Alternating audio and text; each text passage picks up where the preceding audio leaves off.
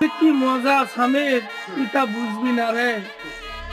আর একটা খানা তবেনি বুঝবি।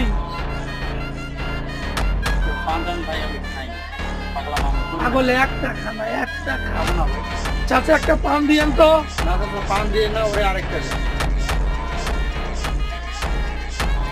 আপনি খান ভাই। নে নে নে, না, খা একটা খা। আমি খাবো না ভাই। অনেক কি মজা, খানা খা। ভাই দুধ করতে খান।